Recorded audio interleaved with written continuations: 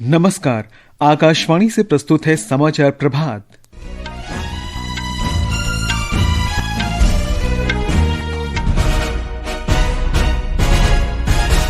भारतीय सेना ने कहा, पाकिस्तान के साथ संघर्ष विराम जारी है और इसकी कोई समाप्ति तिथि नहीं है।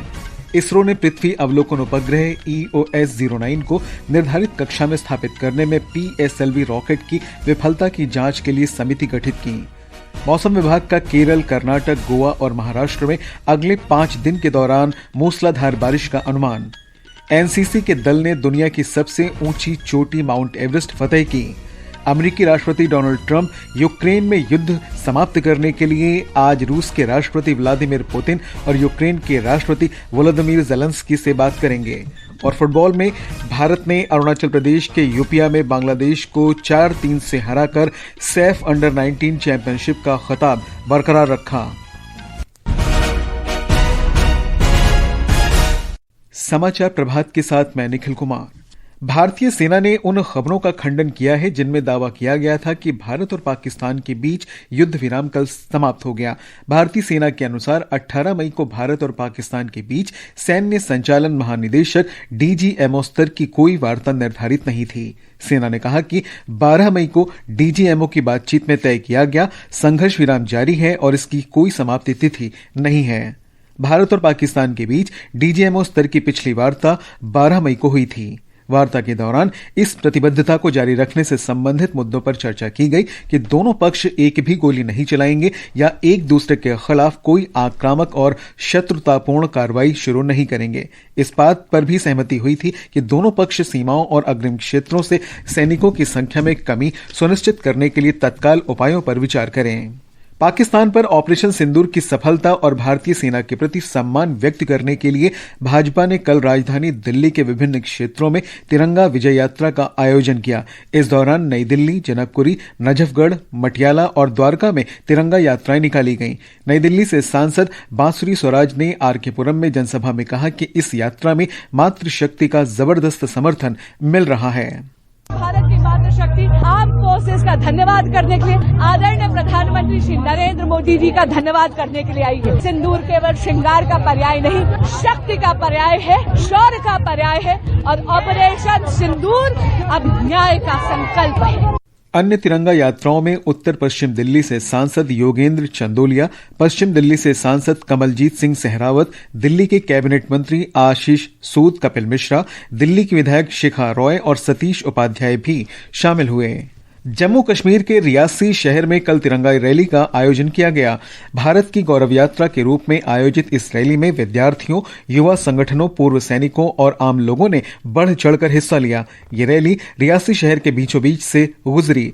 सड़कें भारत माता की जय और जय हिंद के नारों से गूंज उठी, जिससे ये कार्यक्रम भारत की वीरता और गौरव के जीवंत उत्सव में बदल गया। सभा को संबोधित करते हुए स्थानीय गणमान्य व्यक्तियों और पूर्व सैनिकों ने ऑपरेशन सिंदूर के सामरिक महत्व तथा वीरता को याद किया और युवा पीढ़ी से साहस, बलिदान और राष्ट्र सेवा के मूल्यों को बनाए रखने का आग्रह किया। ऑपरेशन सिंदूर की सफलता के उत्सव के बीच पूरा देश जवानों के शौर्य और साहस को नमन कर रहा है। आकाशवाणी समाचार भी सशस्त्र बलों के सम्मान में विशेष श्रृंखला प्रस्तुत कर रहा है। आज इस कड़ी में हम परमवीर चक्र विजेता मेजर रामास्वामी परमेश्वरन का स्मरण कर रहे हैं। उन्होंने श्रीलंका में ऑपरेशन पवन में सर्वोच्च बलिदान दिया था। बंबई में जन्मे मेजर रामास्वामी परमेश्वरन को जनवरी 1972 में महार रेजिमेंट में शॉर्ट सर्विस कमीशन मिला। भारत श्रीलंका समझौते के तहत कानून और व्यवस्था बनाए रखने के लिए भारतीय सेना की कई टुकड़ियां श्रीलंका भेजी गई थी। मेजर परमेश्वरन की यूनिट महार को भी ऑपरेशन पवन के लिए श्रीलंका भेजा गया था। 25 नवंबर 1987 को मेजर परमेश्वरन देर रात एक सर्च ऑपरेशन से अपनी टुकड़ी के साथ लौट रहे थे। अचानक उनके दस्ते पर उग्रवादियों के एक समूह ने घात लगाकर हमला कर दिया। बड़ी सूझबूझ से मेजर परमेश्वरन ने उन्हें पीछे से घेर लिया और साहस पूर्वक उन पर हमला कर दिया। हाथापाई के दौरान एक उग्रवादी ने उनके सीने में गोली मार दी। अपनी गंभीर चोट के बावजूद मेजर परमेश्वरन ने राइफल छीन ली और उस उग्रवादी को मार गिराया। गंभीर रूप से घायल होने के बावजूद उन्होंने आदेश देना जारी रखा और अपनी टीम को आखिरी सांस तक प्रेरित किया। इस कार्रवाई में 5 उग्रवादी मारे गए और 3 राइफलें और 2 रॉकेट लॉन्चर हथियार जब्त किए गए। मेजर रामास्वामी परमेश्वरन को अत्यंत विशिष्ट वीरता और सर्वोच्च बलिदान के लिए परमवीर चक्र से सम्मानित किया गया। राष्ट्र उन्हें नमन करता है। अनुपम मिश्र, आकाशवाणी समाचार, दिल्ली।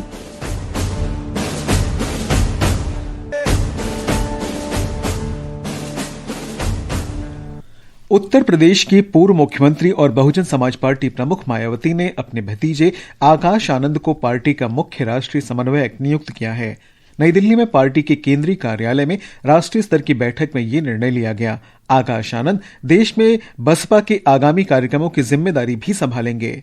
बैठक के दौरान सुश्री मायावती ने पहलगाम आतंकी हमले के जवाब में ऑपरेशन सिंदूर के तहत भारतीय सशस्त्र बलों की वीरता और साहस की सराहना की। उन्होंने कहा कि केंद्र सरकार को आतंकवाद के खिलाफ मजबूत और प्रभावी कदम उठाना जारी रखना चाहिए ताकि सरकार अपना पूरा ध्यान और संसाधन विकसित भारत की आकांक्षाओं को पूरा करने पर केंद्रित कर सके। सुश्री मायावती ने कहा कि कश्मीर मुद्दे पर अमेरिका या किसी अन्य तीसरे पक्ष के हस्तक्षेप को स्वीकार न करने की राष्ट्रीय सहमति का सख्ती से पालन किया जाना चाहिए। बहुजन समाज पार्टी ने आगामी बिहार विधानसभा का चुनाव अकेले लड़ने की घोषणा की है। ये समाचार आकाशवाणी से प्रसारित किए जा रहे हैं। ताजा समाचार जानने के लिए आप हमारे social media handle @AIR News Hindi को फॉलो कर सकते हैं। समाचार प्रभात में आपका फिर स्वागत है। भारतीय अंतरिक्ष अनुसंधान संगठन इसरो ने पृथ्वी अवलोकन उपग्रह EOS-09 को इच्छित कक्षा में स्थापित करने में PSLV रॉकेट की विफलता की जांच शुरू कर दी है। इस घटना की जांच के लिए समिति गठित की गई है। इसरो के अध्यक्ष वी नारायणन ने कहा कि समिति ने कारणों का पता लगाने के लिए कल कई दौर की चर्चा की। श्रीहरिकोटा से कल प्रक्षेपण के कुछ ही मिनटों बाद ध्रुवीय उपग्रह प्रक्षेपण यान PSLV C61 रॉकेट में खराबी आने के बाद इसरो अपने पृथ्वी अवलोकन उपग्रह को कक्षा में स्थापित करने में विफल रहा। डॉक्टर नारायण ने कहा कि रॉकेट 4 चरणों वाला वाहन है। The PSLV is a 4-stage vehicle. Up to the second stage, the performance was quite normal. Third stage motor started perfectly, but during the functioning of the third stage, we are seeing a observation, and the mission could not be accomplished. After analysis, we shall come back. राष्ट्रपति द्रौपदी मुर्मू और प्रधानमंत्री नरेंद्र मोदी ने महाराष्ट्र में Solapur factory में आग से हुई मौतों पर दुख व्यक्त किया है। सोशल मीडिया पोस्ट में राष्ट्रपति मुर्मू ने कहा कि आग में कई लोगों की मृत्यु की खबर बेहद दुखद है। उन्होंने सभी शोक संतप्त परिवारों के प्रति गहरी संवेदना व्यक्त की और घायलों के शीघ्र स्वस्थ होने की प्रार्थना की। प्रधानमंत्री ने प्रत्येक मृतक के निकट परिजन को प्रधानमंत्री राष्ट्रीय राहत कोष से 2 लाख रुपए की अनुग्रह राशि देने की घोषणा की है। प्रत्येक घायल को 50,000 रुपए दिए जाएंगे। श्री मोदी ने घायलों के शीघ्र स्वस्थ होने की कामना की है। कर्नाटक, कोंकण और गोवा तथा केरल और आसपास के क्षेत्रों में अगले 5 दिन के दौरान मूसलाधार वर्षा का अनुमान है। मौसम विभाग ने बताया कि अगले 5 से 6 दिन के दौरान पूर्वोत्तर भारत, उप हिमालयी पश्चिम बंगाल और सिक्किम में भी गरज और बिजली के साथ तेज वर्षा हो सकती है। मौसम विभाग ने 19 से 25 मई तक महाराष्ट्र के लिए चेतावनी जारी की है। 22 मई से कर्नाटक तट से दूर पूर्व मध्य अरब सागर के ऊपर कम दबाव का क्षेत्र बनने के कारण पूरे महाराष्ट्र का मौसम प्रभावित रहेगा, जिससे अगले सप्ताह बारिश में वृद्धि हो सकती है। महाराष्ट्र के कुछ हिस्सों सांगली, परभणी और जलगांव जिलों में कल गरज के साथ तेज बारिश हुई। ब्यौरा हमारी संवाददाता से। IMD ने भविष्यवाणी की है कि कोंकण, मध्य महाराष्ट्र और मराठवाड़ा क्षेत्रों में यह स्थिति 20 मई तक जारी रहेगी। इन क्षेत्रों में आंधी, तूफान, बिजली और तेज हवाएं चलने की संभावना है, जिनकी गति 40 से 50 किलोमीटर प्रति घंटे के बीच होगी। IMD ने इस अवधि के दौरान समुद्र की खराब स्थिति की चेतावनी दी है और दक्षिण महाराष्ट्र गोवा तट पर मछुआरों से 19 और 20 मई को समुद्र में जाने से बचने की अपील की है। भावना, आकाशवाणी समाचार, मुंबई। राष्ट्रीय कैडेट कोर एनसीसी के दल ने कल माउंट एवरेस्ट पर सफलतापूर्वक चढ़ाई कर महत्वपूर्ण उपलब्धि हासिल की। इस दल में 10 एनसीसी कैडेट के साथ 4 अधिकारी, 2 जूनियर कमीशन अधिकारी, 1 बालिका कैडेट प्रशिक्षक और 10 गैर कमीशन अधिकारी शामिल थे। 10 कैडेटों में 5 लड़के और 5 लड़कियां थीं।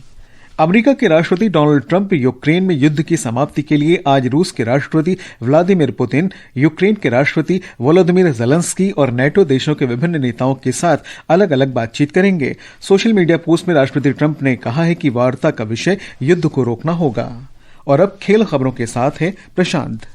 भारत ने बांग्लादेश को पेनाल्टी शूटआउट में 4-3 से हराकर south Asian football federation Saif under-19 championship का खिताब बरकरार रखा है। प्रतियोगिता का फाइनल अरुणाचल प्रदेश के यूपिया में गोल्डन जुबली स्टेडियम में खेला गया। निर्धारित समय में मैच 1-1 की बराबरी पर रहा, जिसके बाद पेनाल्टी शूटआउट हुआ। शूटआउट में भारतीय कप्तान शमी ने निर्णायक गोल कर खिताब अपने नाम किया। उधर आईपीएल क्रिकेट में गुजरात टाइटंस ने दिल्ली कैपिटल्स को 10 विकेट से हरा दिया। दिल्ली के अरुण जेटली स्टेडियम में कल रात दिल्ली कैपिटल्स ने निर्धारित 20 ओवर में 3 विकेट पर 199 रन बनाए। ओपनर केएल राहुल ने नाबाद शतक बनाया। गुजरात के सलामी बल्लेबाज साई सुदर्शन के शानदार शतक और कप्तान शुभमन गिल की 53 गेंदों में 93 रन की पारी की बदौलत गुजरात ने 1 ओवर रहते जीत हासिल कर ली। सुदर्शन को प्लेयर ऑफ द मैच घोषित किया गया। इस जीत के बाद गुजरात टाइटंस अंक तालिका में शीर्ष पर पहुंच गया है और उसने प्लेऑफ के लिए क्वालिफाई भी कर लिया है। रॉयल चैलेंजर्स बेंगलुरु और पंजाब किंग्स भी प्लेऑफ में पहुंच गए हैं। आज लखनऊ सुपर जायंट्स का सामना सनराइजर्स हैदराबाद से होगा। लखनऊ के भारत रत्न श्री अटल बिहारी वाजपेयी एकाना क्रिकेट स्टेडियम में यह मैच शाम 7:30 बजे से शुरू होगा। और पहले खेलो इंडिया बीच गेम्स आज दीव के प्राचीन घोगला बीच पर शुरू होंगे। ये समाचार हमारी वेबसाइट www.newsonair.gov.in और हमारे news on AIR mobile app पर भी उपलब्ध हैं। और अब समाचार पत्रों की सुर्खियों के साथ हैं सरफिरोजी। धन्यवाद निखिल। अंतर्राष्ट्रीय मुद्रा कोष द्वारा पाकिस्तान पर कर्ज के लिए लगाई गई 11 नई शर्तों का समाचार अधिकतर अखबारों के पहले पन्ने पर है। अमर उजाला की सुर्खी है, भारत के दबाव का असर, बढ़ेगी शहबाज शरीफ सरकार की मुश्किलें। दैनिक जागरण के शब्द हैं, रंग लाया भारत का दबाव। वहीं हरिभूमि ने लिखा है, भारत की पाकिस्तान पर एक और कूटनीतिक जीत, आईएमएफ से आसानी से नहीं मिलेगा पैसा। नवभारत टाइम्स, राष्ट्रीय सहारा, राजस्थान पत्रिका और देशबंधु की खबर है, भारत में कई हमलों का साजिशकर्ता अबू सैफुल्लाह पाकिस्तान में ढेर।